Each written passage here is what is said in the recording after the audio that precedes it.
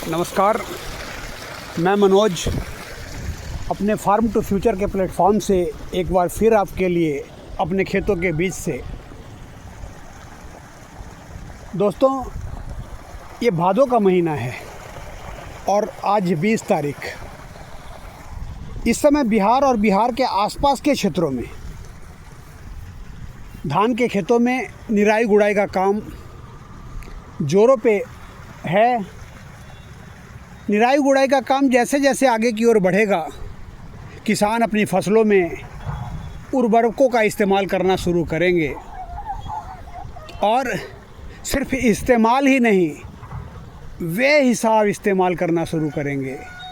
एक होड़ सी लग जाएगी, मेरी फसल ज़्यादा हरी, मेरी फसल ज़्यादा हरी, मैं ज़्यादा खाद, मैं ज़्यादा खाद। और जब हम इसके बेसिक रीज़न पे गौर करेंगे तो हम पाते हैं कि ये जो होड़ है उसका मुख्य रूप से 3 कारण है। पहला, इस क्षेत्र में किसान जो हैं वो ज़्यादातर छोटे किसान हैं। किसी के पास 1 एकड़ ज़मीन, किसी के पास 2 एकड़ ज़मीन, किसी के पास 3 एकड़ ज़मीन, किसी के पास 4 एकड़ ज़मीन। और ये जो ज़मीन है भी तो वो कई हिस्सों में बटी है।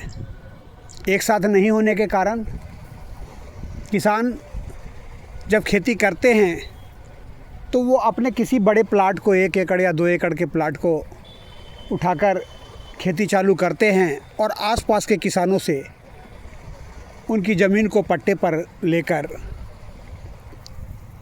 कोई 5 एकड़, कोई 7 एकड़, कोई 8 एकड़, इस हिसाब से खेती करता है।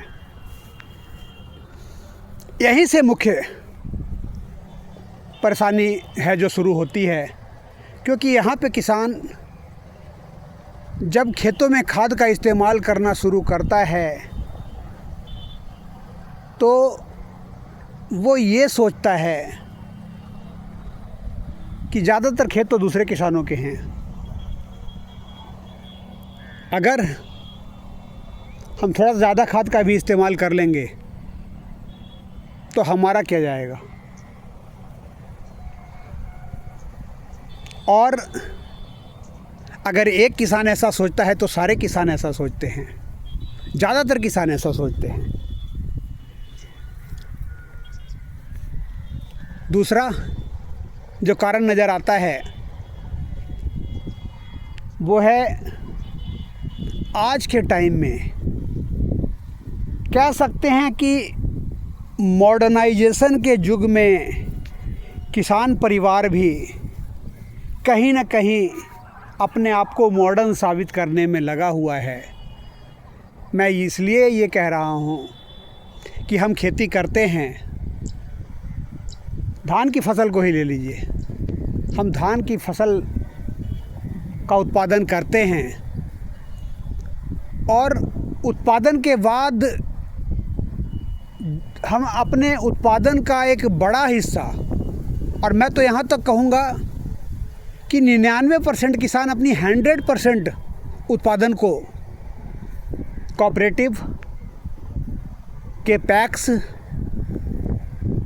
और खुले मार्केटों में सेल कर देते हैं और फिर स्वयं के इस्तेमाल के लिए वो मार्केट से चावल खरीदकर अपने खाने में इस्तेमाल करते हैं। उससे फिर क्या होता है, लोग सोचते हैं कि इस फसल को खाना तो मुझे नहीं है, तो कोई बात नहीं, थोड़ा सा ज़्यादा ही खाद क्यों ना पड़ जाए। लेकिन यही तो हर किसान सोचता है। तो कुल मिलाकर डायरेक्ट या इनडायरेक्ट रूप से अगर खेतों का नुकसान होता है तो हर किसान के खेत का नुकसान होता है। अगर उन उर्वरकों का अपने खाद्य के रूप में इस्तेमाल करते हैं तो उसका खामियाजा हर व्यक्ति को भुगतना पड़ता है, कोई उससे अछूता नहीं रहता। लेकिन फिर भी सब ये सोचते हैं कि ये तो दूसरे को भुगतना पड़ेगा। तीसरा जो सबसे बड़ा कारण, और ये मेरे हिसाब से सबसे बड़ा रीज़न है किसानों की अनभिज्ञता, जानकारी का अभाव, और इसके कारण ज़्यादातर किसान अपनी मिट्टी की शक्ति को नहीं पहचान पाते, अपने पौधे की ज़रूरत को नहीं पहचान पाते, और उससे होता क्या है, वो देखा देखी में एक कंपटीशन में लग जाते हैं कि बगल के किसान ने अगर 5 किलो यूरिया का इस्तेमाल किया है दूसरे खादों के साथ, सिर्फ यूरिया ही नहीं और दूसरे खाद भी उसमें इस्तेमाल किए जाते हैं। DAP है तो SSP है, जिंक है, सल्फर है। कहने का मतलब ये है कि एक किसान सोचता है कि अगर उस किसान ने इतनी मात्रा में खाद का इस्तेमाल किया है तो मैं क्यों ना उससे बढ़कर, ताकि मेरी फसल उससे बेहतर दिखाई दे, मेरी फसल उससे ज़्यादा हरी दिखाई दे। और इस होड़ में कई किसान तो ऐसे हैं कि एक बार में अपने खेतों में 5 से 7 किलो यूरिया प्रति कट्ठे के हिसाब से दूसरे खादों में मिलाकर इस्तेमाल कर जाते हैं। उसका नतीजा क्या होता है? यूरिया फसलों में नाइट्रोजन की पूर्ति करता है, और नाइट्रोजन जो है वो धान के कल्लों को विकसित करने के लिए बहुत ज़रूरी है, लेकिन उसकी कितनी मात्रा ज़रूरी है ये ज़्यादातर किसान नहीं जानते। हम अगर 5 से 7 किलो प्रति कट्ठे के हिसाब से एक बार में खेतों में यूरिया का छिड़काव करते हैं तो ऐसा नहीं है कि उसका फ़ायदा हमें उस अनुपात में मिल जाता है। मैं एक यहाँ पे सलाह देना चाहूँगा कि जो कि भी किसान 5 से 7 किलो यूरिया का इस्तेमाल करता है वो एक बार में 1 से 1.25 किलो यूरिया प्रति कट्ठे के हिसाब से अपने खेतों में इस्तेमाल करे, और 10 दिन के बाद फिर 1 से 1.25 किलो यूरिया का इस्तेमाल करे। 2 बार में मिलाकर उसकी जो यूरिया की मात्रा है वो 2 से 2.5 किलो पर पहुंचती है, और इस स्थिति में उसकी फसल ज़्यादा बेहतर दिखाई देता है बनिस्बत के 5 से 7 किलो यूरिया के इस्तेमाल से। मैं सिर्फ यूरिया का जिक्र इसलिए कर रहा हूँ कि जो भी खाद हम इस्तेमाल करते हैं उसमें ज़्यादातर खाद हमारी मिट्टी की उर्वरक शक्ति को प्रभावित करते हैं, लेकिन यूरिया विशेष रूप से प्रभावित करता है, ज़्यादा मात्रा में हानि पहुँचाता है, ज़्यादा मात्रा में हमारी मिट्टी को बर्बाद करता है, और उसका एक जीता जागता प्रमाण है यूरिया ही है। उसी के इस्तेमाल ने हमारे खेतों में केंचुओं की संख्या को कम किया है, जो कि एक मित्र जीव है। अब मैं इस पूरे कहानी के दूसरे पक्ष की ओर चलता हूँ।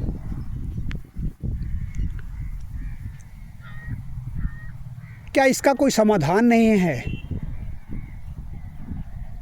क्या ऐसे ही बेवजह खादों के छिड़काव की होड़ लगी रहेगी? नहीं, एक न एक दिन किसानों को रुकना पड़ेगा, लेकिन कब? उस समय जब हमारी मिट्टी इस प्रकार से क्षतिग्रस्त हो जाएगी कि वो खेती के लायक नहीं बचेगी, और अगर ऐसा होगा तो फिर हम समझ के ही, चेत के ही क्या कर लेंगे। बेहतर ये है कि जो काम हमें आने वाले भविष्य में करना पड़ेगा उसकी शुरुआत हम आज करें, और उसकी शुरुआत का जो सबसे अच्छा तरीका है वो है रासायनिक खेती से जैविक खेती की ओर। लेकिन मैंने जो 2 कारण शुरू में गिनती करवाए वो यहाँ पे कहीं ना कहीं अड़चन पैदा करते हैं, क्योंकि हम दूसरे किसानों की खेती पट्टे पर लेते हैं तो उसमें हम जैविक खेती शुरू नहीं कर सकते हैं, क्योंकि आज वो खेती हमारे पास है, कल हो सकता है कि कोई दूसरा जोत रहा हो। और जैविक खेती के लिए ज़रूरी है कि उस खेत में हम लगातार फसलों की बुआई करें।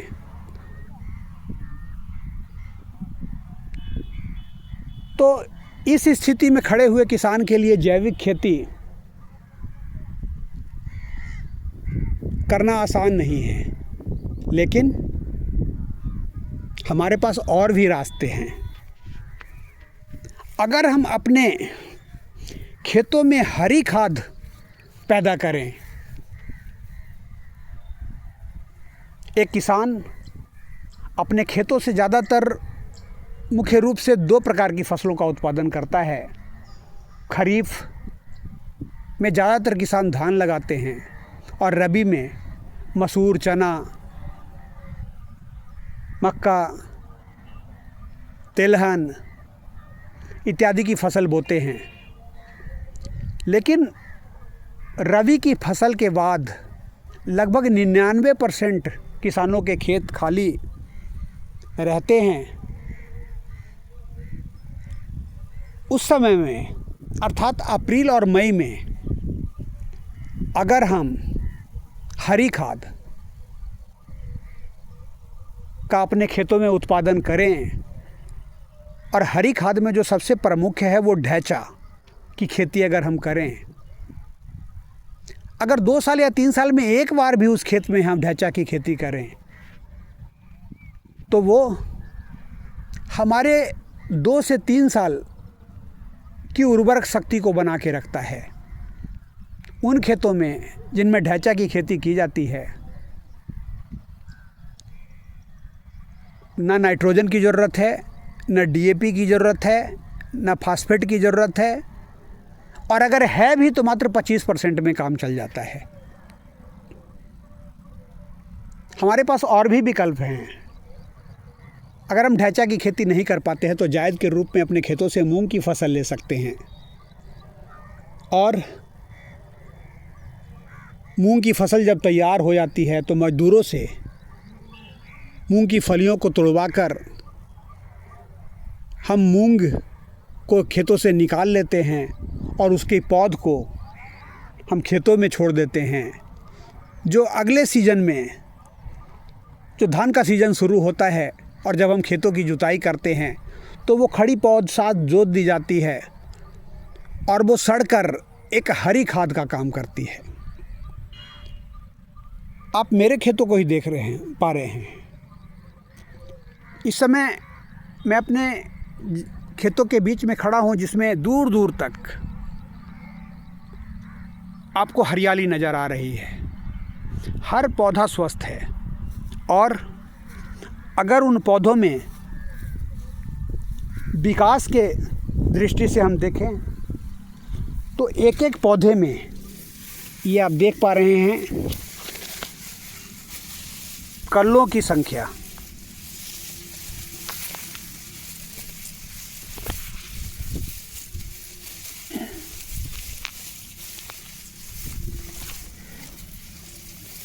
लगभग 20 से 25 हैं और दूर दूर तक खेत हरा भरा है। अभी तक इसमें किसी भी प्रकार के फर्टिलाइज़र का, किसी भी खाद का इस्तेमाल नहीं किया गया है। उसका कारण है कि निराई गुड़ाई में शुरू में मज़दूर की कमी थी।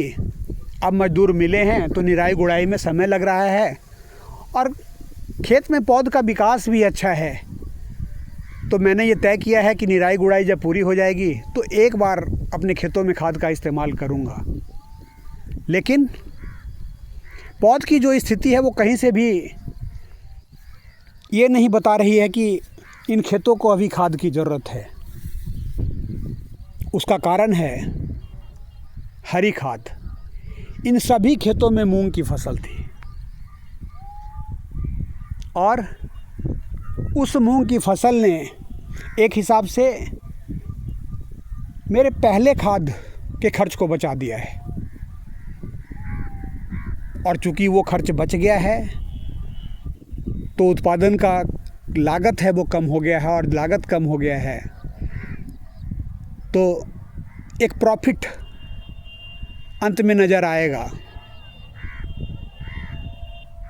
और ये चीज़ हमें अपने खेतों में स्टेप बाय स्टेप हर समय ध्यान रखना पड़ता है कि कितना कम खर्च करके हम फसल को ज़्यादा से ज़्यादा बेहतर स्थिति में ला सकते हैं, ताकि अंत में जब 4 से 5 महीने के बाद हम फसल की कटाई करते हैं तो हमें एक मुनाफा नज़र आता है। वरना अगर हम इन चीज़ों के विषय में नहीं सोचें तो 5 महीने की तपस्या के बाद, 5 महीना प्रतिदिन अपने खेतों के बीच में पसीना बहाने के बाद रिजल्ट 0/0 पर आकर सिमट जाता है। तब जाकर किसान अपने आप को ठगा महसूस करता है। आज के लिए इतना ही। धन्यवाद।